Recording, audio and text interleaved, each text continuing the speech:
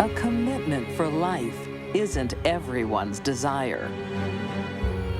A creative woman has designs on her ailing husband. He was the obstacle in the way of her life. A stunning beauty sweeps men off their feet. She's a very wanted woman, and not in the usual way for her. And greed drives a fiancé to sever her relationship. She couldn't leave good enough alone. For these deadly women, marriage is a promise of love, honor, and a vow to kill.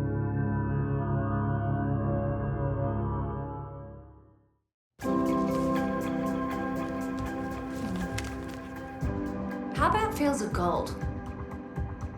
Yellow, you mean? It's on trend.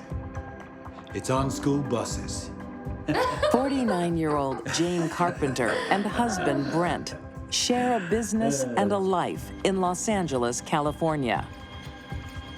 Though he was 20 years older, he was perfect for her, and she for him. Photographer Jane and graphic artist Brent have enjoyed the success of their design business for many years.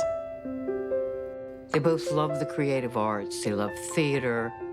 They really got along and were like soulmates. But with age, responsibility starts to creep into their glamorous life. Hello, Carpenter Studios. Hi, it's Judy from the nursing home. It's your grandmother. She's had another fall. How is she? She's okay, but she's in hospital. I see. Okay, thank you.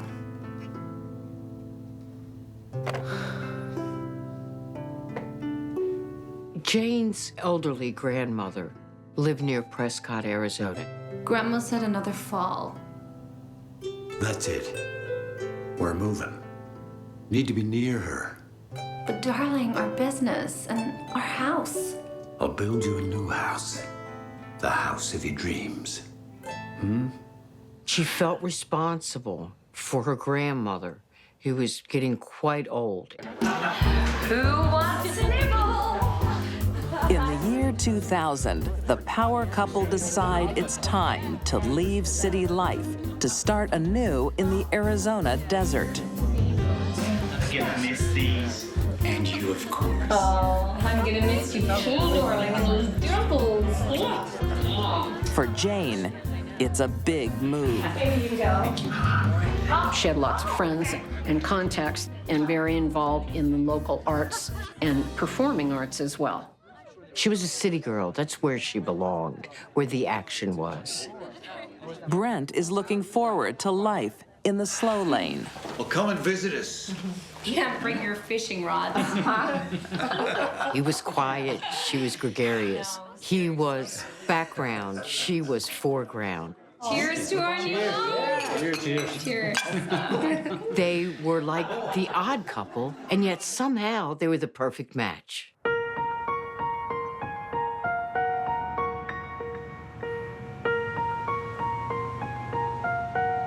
From the start, socialite Jane has trouble adjusting. Open wide. Over time, it only gets worse. No more. Oh, please, you're fading away to a shadow.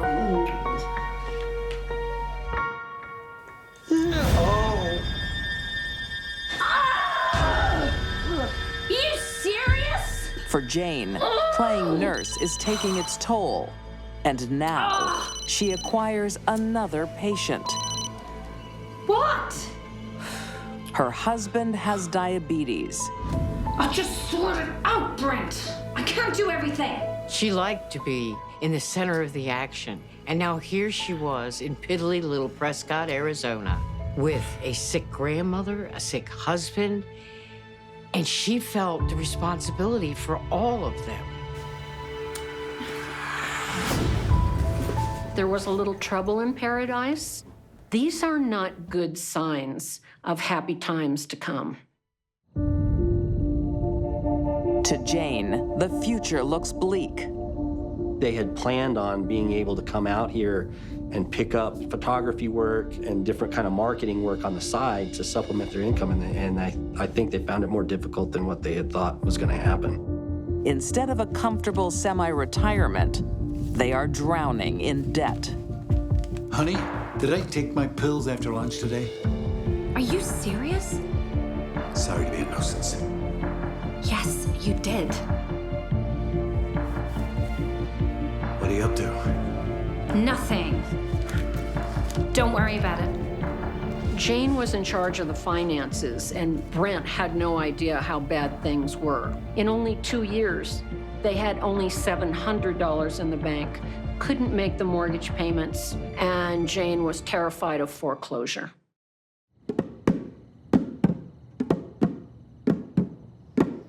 That's it. Feel the rhythm. Become the beat.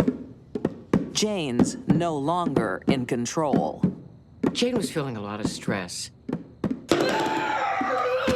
So she started getting music therapy from a friend. We're broke. She was a very self-centered, egotistical type person. It wasn't about anybody else. It was about what was going to work for Jane. And I am tired of playing nursemaid. Honey, you'll get through this. And so will Brent. Brent? Brent's gone. Jane had stopped caring about Brent anymore and began to see him as a problem in her life. One night, I went to bed next to my husband, and the next morning I wake up with an old man. So something had to give. In Prescott, Arizona, on June 4th, 2002, Jane Carpenter snaps. Her husband, 71-year-old Brent, has steered her into the slow lane, and she wants out. On that particular day, Jane woke up at 6 o'clock in the morning. Brent slept in till 7. When he came down to the kitchen, Jane was there. She attacked him by hitting him in the head with 2 rocks. She hits him over the head, slits his throat, and then finally stabs him so hard in the back, the knife goes through him to the floor. He was the obstacle in the way of her life, and she eliminated him. Jane doesn't skip a beat. I call it compartmentalization. She put the murder in one part over here and then just went on with her life as though it never happened. She went to visit her grandmother. And when she came back 3 hours later, surprise, she discovered a body on her floor. But Jane isn't playing the part of a shocked loved one. She's all business. She calls the neighbor and said, "Please come over, Brent is dead." Yeah, I'm sure. As dead can be. As dead as a person can be. That's odd. Then, instead of calling the police, she calls her music friend. How you doing? I just got home. Yeah, I found Brent on the floor in the kitchen. They were appalled because she wouldn't get off the phone.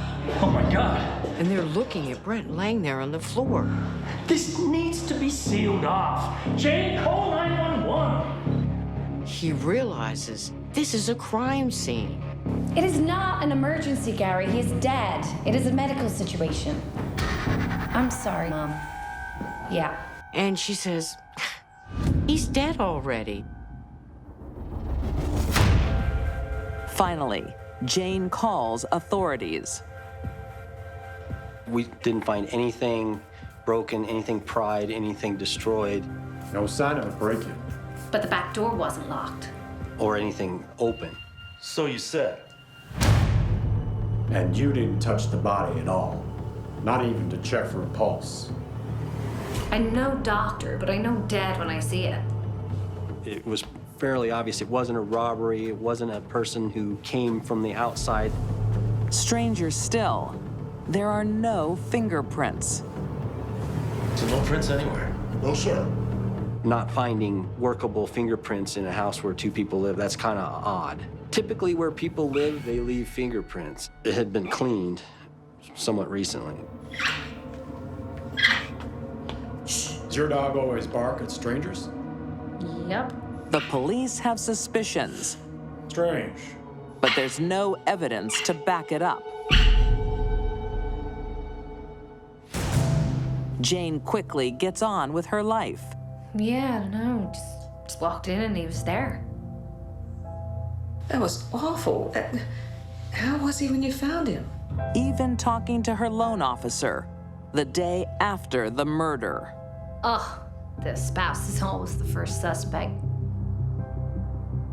It's okay though. I have an alibi. I was visiting my grandma at the old folks' home.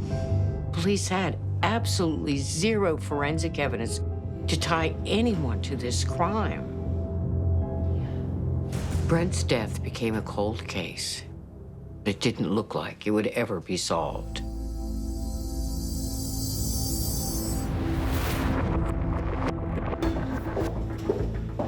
Jane moves to Indiana, close to her mom. She picks up her career as a designer and for 10 happy years forgets all about life in Arizona. She ended up on top, CEO of a company and very involved in the local arts, and everything was perfect. Until the day the past catches up. The police got an anonymous letter that said that they had seen Jane in the backyard that morning picking up rocks. The anonymous letter alone isn't evidence. Come in. But teamed with new testimony, the police are all ears. Can you remember her exact words? It hinges on Jane's conversation with her loan officer the day after the murder. The specifics of that conversation didn't get disclosed completely. And then about 10 years later, she was able to describe exactly what was said. She told me Brent's throat had been slashed. It is something only the murderer could know. Are you sure they were her exact words? Absolutely. Oh, I was shocked. The information about the throat was not made public. There was no one else that would have known about that injury. Keep this between us. The only time you could see this laceration to his throat was when he was rolled over, and it was almost from ear to ear.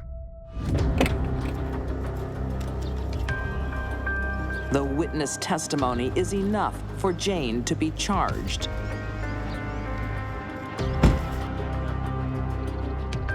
Yes? You're under arrest for the murder of your husband, Brent Carpenter. The lack of conclusive evidence that it was anyone but Jane was what we call the dog that didn't bark. She was the only one there. What it came down to was not who did it, but who else would have done it. In 2016, the jury convicts Jane Carpenter of first-degree murder, sentenced to life in prison with the possibility of parole after 25 years. To see that Jane was going to be held responsible for what she did, nothing will ever bring Brent back, but it did help provide some satisfaction. Jane's marriage became a lifestyle liability. Instead of growing old together, she wanted to grow old alone. She saw that he was going to continue to age and that she was going to be responsible for caring for him, and I don't think that that was a situation she wanted to be involved with. I think she just simply wanted to be rid of him and to be rid of Prescott, Arizona.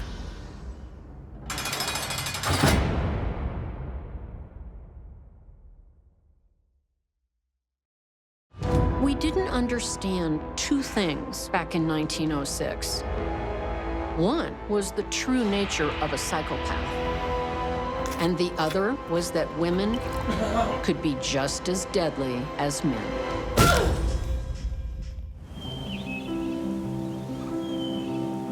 At 24 years of age, Emma Cole has no time to be idle.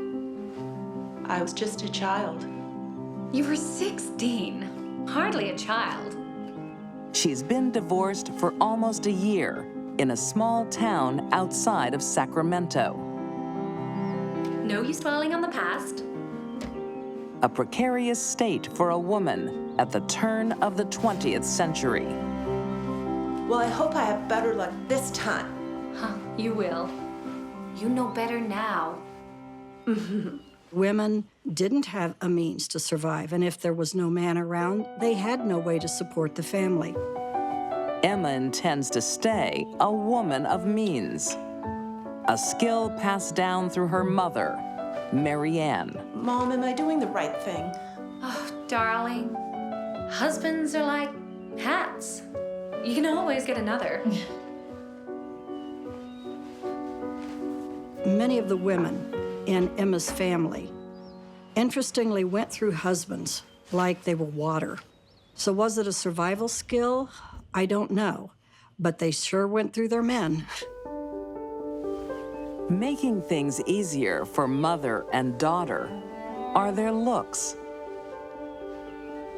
English minor William Williams William Williams. feels lucky to be husband number 2. You'll be the death of me.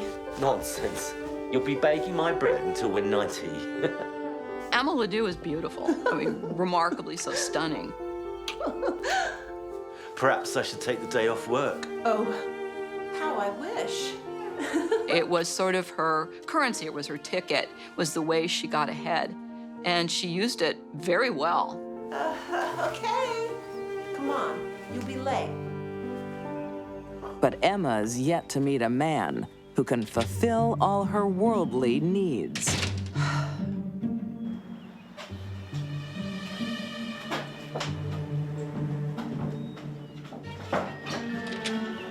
Emma was a flirt. And even when she was married, she continued to flirt.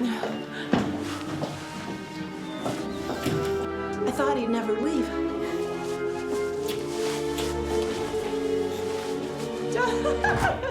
Emma liked to walk on the wild side.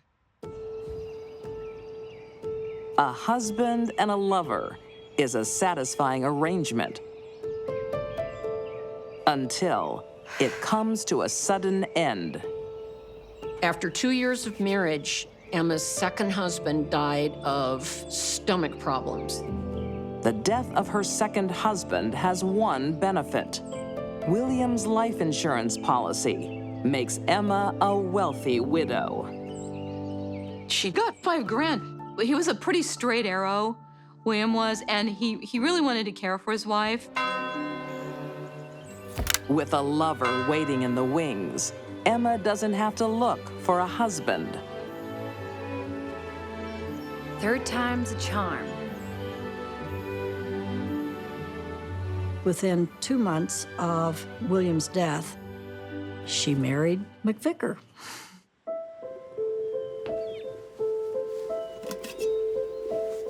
Like the husbands before him, the timber merchant is enamored. Emma was a charmer, attracted men, and obviously used them. Albert. I'm sorry, dearest. Is it my whiskers? It's just annoying. But their honeymoon period is short. I'll make tea. From an early age, Emma learned to stretch the truth, to create her own sense of truth. She certainly knew how to lie. My mother has taken ill. I need to go and be with her. Oh, of course. I'll take leave. Don't be silly. I'll be perfectly fine. I won't be gone long.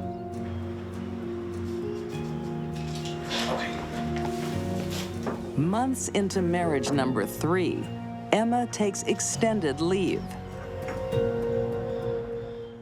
But she's not visiting Mom. She's partying in downtown San Francisco. Well, don't you look beautiful tonight? The Tenderloin District has a bar on every corner, and they're seedy. And there are red lights in the window. And that's where Emma thrived. She loved being there.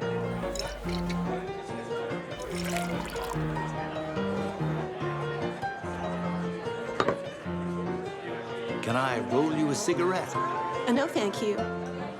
Here, she makes her beauty pay double time. With her looks, she was working as kind of a high-class prostitute there. Excuse me, gentlemen. I think Emma was proving to herself and to society that she had learned how to survive in a man's world. And her fortune delivers another opportunity. Jane? Emma? What are you doing here? I'm just here for a drink. A former neighbor and now rich bachelor, Jean Ledoux. What a lovely suit. Got it for my birthday.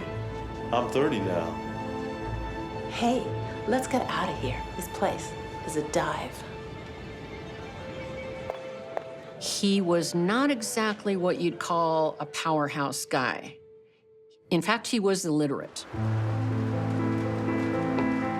I think what Emma saw in him was someone she could completely control. Oh, Jean, I'm so happy. Emma, are you my girlfriend? Yes. But I'd like to be much, much more. She wanted to control him because he was very wealthy. Do you want to be my wife? Oh, Gina, I thought you'd never ask. Yes. Yes, I'll marry you. So, what's she gonna do? She's gonna marry him, of course. Bigamy? She'll find a way to deal with that one, and if the time is right. Emma again improves her income, but she's going to have to work for it. I don't see why you have to visit your sister so often. I won't be long this time. I promise. She has two husbands. They are living 46 miles apart from each other.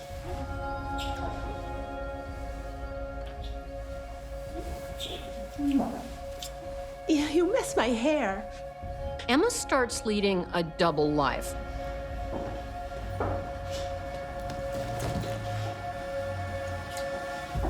And she spends a little bit of time here, a little bit of time there.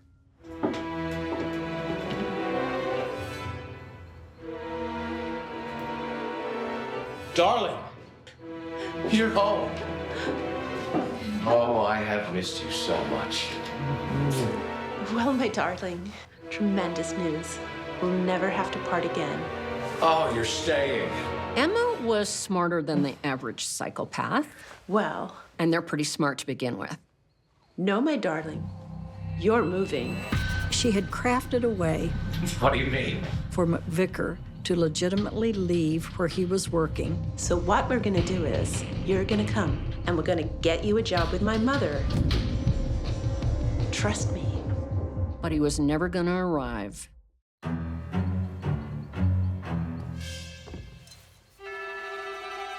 In California at the turn of the 20th century, Emma Ledoux has one too many husbands.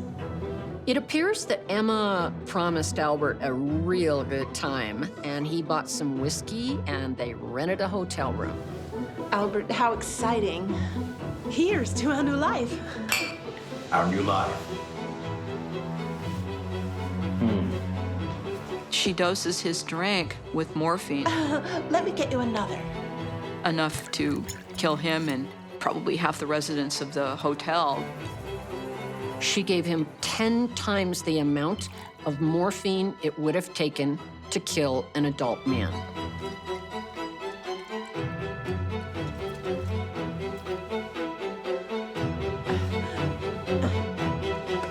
Patience. He doesn't die. He's just very sick. And Emma's like, wait a minute, this should have killed him. Come on, Albert. I've trained to catch. Emma just watches. In fact, what she does next is buy a trunk. Hello.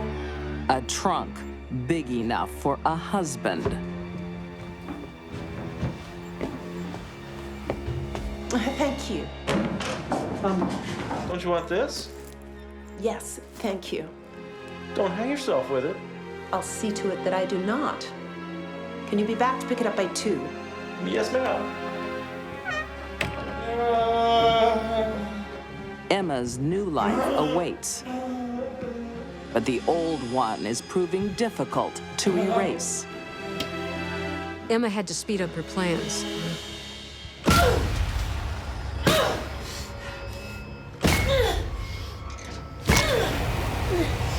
Even though Albert wasn't dead, he was probably unconscious. And she had to get him in the trunk, and she had to get on a train.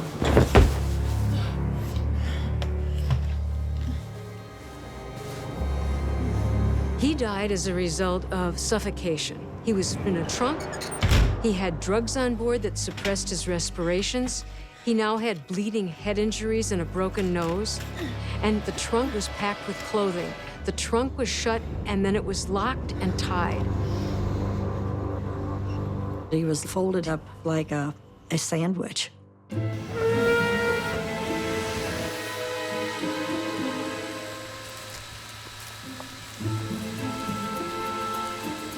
Where have you been? Just make sure it's on the 4 o'clock to San Francisco. But in her haste, she has overlooked one critical detail. For as smart and clever as Emma was, she forgot the shipping tag. It's got no tags. It's not going anywhere. And so the trunk stayed on the platform. The trunk sits there. It sits there in the sun. And the body inside began to decay.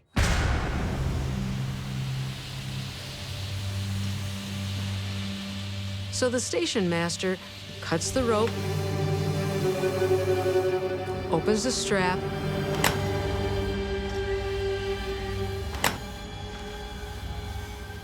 and opens the trunk, making a grisly discovery.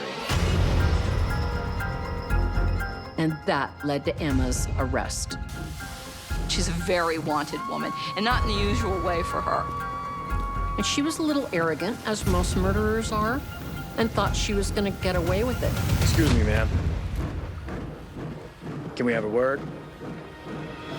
I know what you want with me, and I will go with you.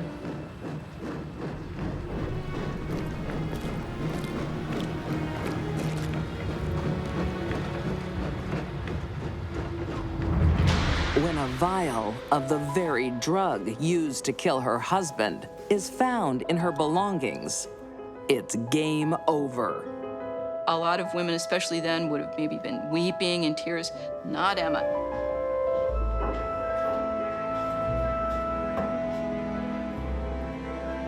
If she was gonna have her photograph taken and she was gonna be immortalized on film, she was gonna look good.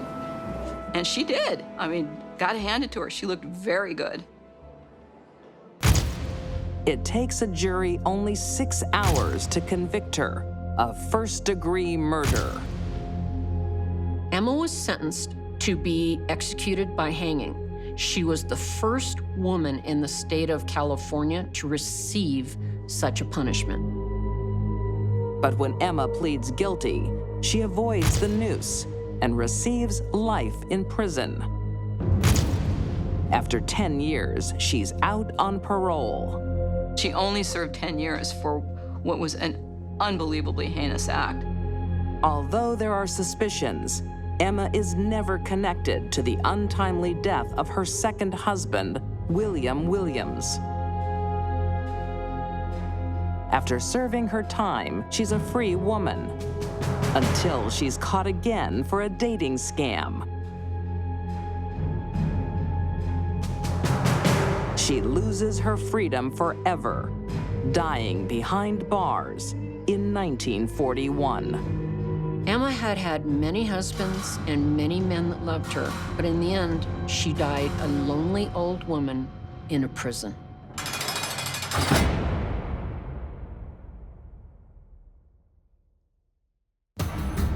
The individual doing this is not psychotic, They have their wits about them, but they have a pathological need for attention.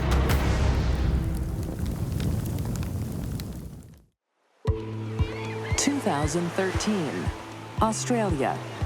On the famous Sunshine Coast, Lindy Williams is missing only one thing: a man.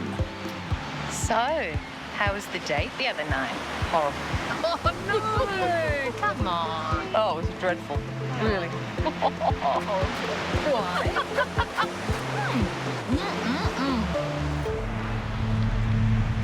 Lindy always needed a man in her life. She was always looking for the next man. Who is that? She was someone who I think was still quite vain and had a lot of friends and was a bit of a socialite. Oh, like you don't know. You haven't met George Jervik.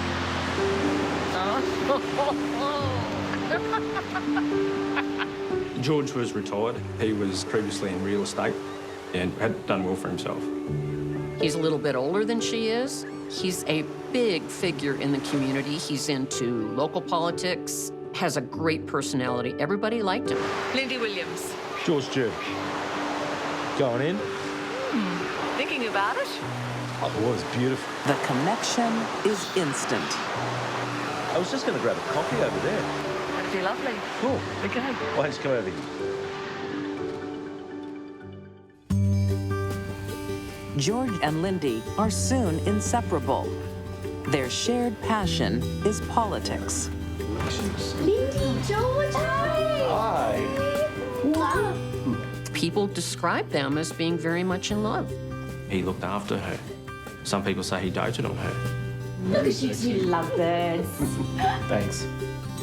The couple can see a future together. Oh, that suits you. Don't tell anyone, but where did it go? Congratulations! Getting married in Vegas, baby. Oh my God! When's the date? Soon. It's so exciting. This calls for champagne. Come on. All right.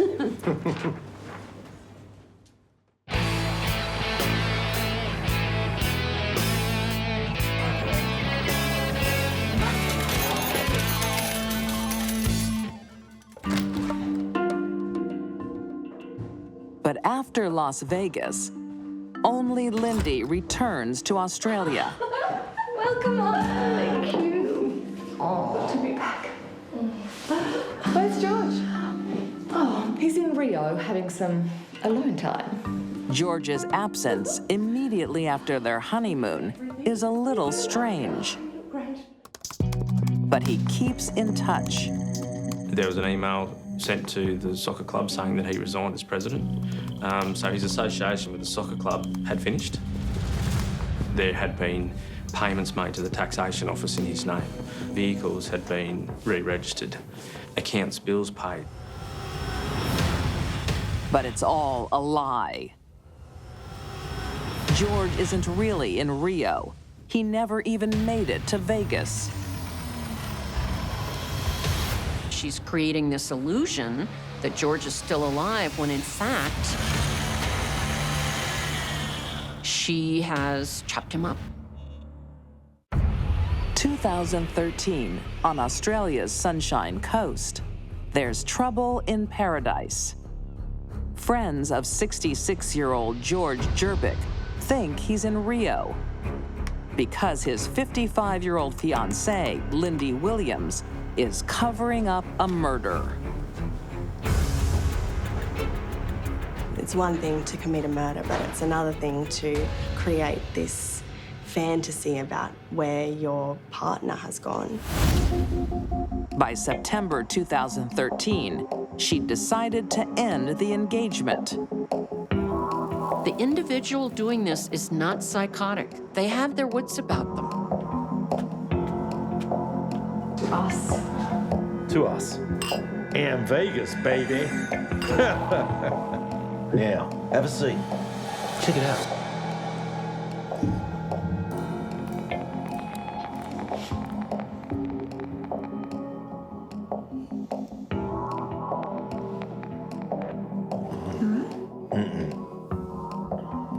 I think I will go lie down.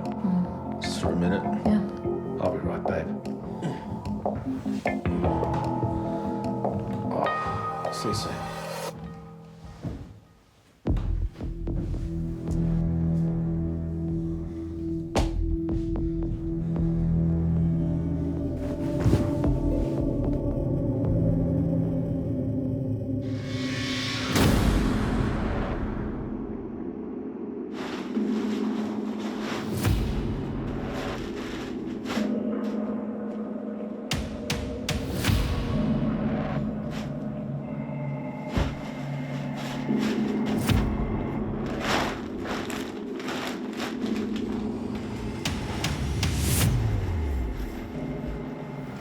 She went to a hardware store and bought an electrical saw.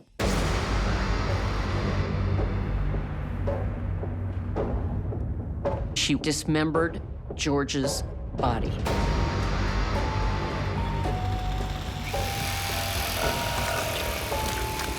The hands had been severed just below the wrists.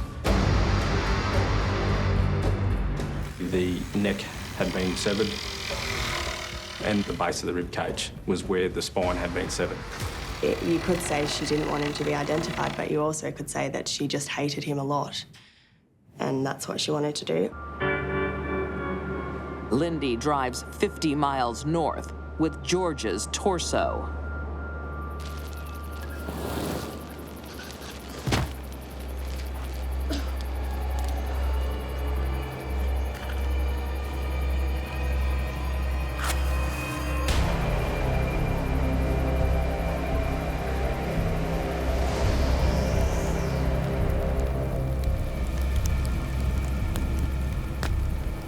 Not surprisingly, Lindy didn't do a very good job of getting rid of the body parts. Where it was quite residential. It was rural, but there were quite a few properties around, and there were several people who said they stopped on the side of the road.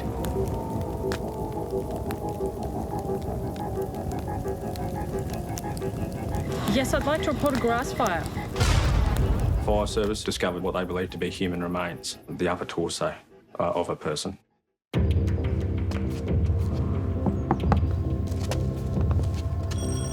We established that it was a male over 55. What cracked it was this combination of prescription medication that he had in his system. We were able to do a toxicology examination that listed out a number of pharmaceuticals. The burned torso contains 4 prescription medications. Now the police start a painstaking search for every Australian male over 55 prescribed those drugs who has not collected them. You know, this is door 200. Should have baked a cake. It was lengthy. The Queensland results were in the vicinity of 700 people. A lot of legwork, just traditional policing. Detective Cable and Long, we're looking for Alan Robert Pearce. We want to identify him. And going to visit these people to verify if they're alive. No, he's not here. He moved to Bali. Yeah. All right, thank you.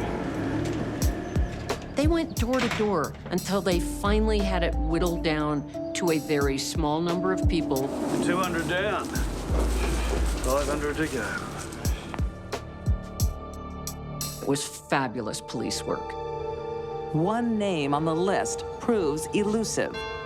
On their first visit, investigators are told he's overseas. We were able to check that by travel records. What they find brings them back to the home of George Jerbick and Lindy Williams. Hello, Miss Williams. Nice to see you again. As I told you before, George is overseas. You did say that, but it's not true, is it? I think she believed that this day would always come. It's just a matter of when. What are you talking about? George is in Rio. She told them that he was out of the country. George Jerbick hasn't left the country once in the last 4 years. May we come in? He hadn't been out of the country since 2008, so she was in a bit of trouble now. Lindy is not only now wearing an engagement ring she bought with George's money, she's wearing handcuffs. Under interrogation, Lindy concocts an implausible story. how she found a body in her bathtub. We know you killed him. I would never kill George. Oh, I just turned up and someone had dismembered a body in my bathroom. Like, who thinks that somebody actually will believe that story? This woman actually thought people would believe that. It just was bewildering. Lindy never confesses, nor reveals where she hid the rest of George's remains. I thought he was my knight in shining armor. To this day, she denies everything. I'm missing the pieces. Just haven't been able to clearly establish what her motive was. You miss him to pieces. I don't think that she was a battered woman, or I don't think that she wanted to benefit. I think she just got a bit sick of her life and wanted something new. In 2018, Lindy Williams is convicted of murder and sentenced to life in prison with a non-parole period of 20 years. The police did great work in that investigation. I was always hopeful in this matter, but it was also in the back of my mind whether it was going to be something that was solvable. Lindy Williams almost got away with the murder of a good man who gave her love and attention. But it still wasn't enough.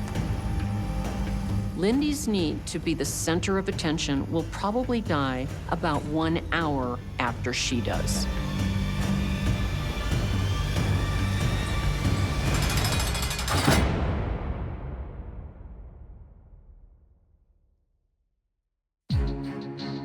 These deadly women untied their wedding knots.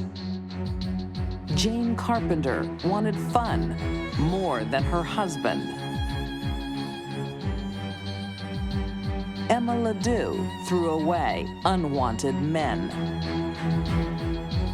And Lindy Williams's greed took a loving man's life.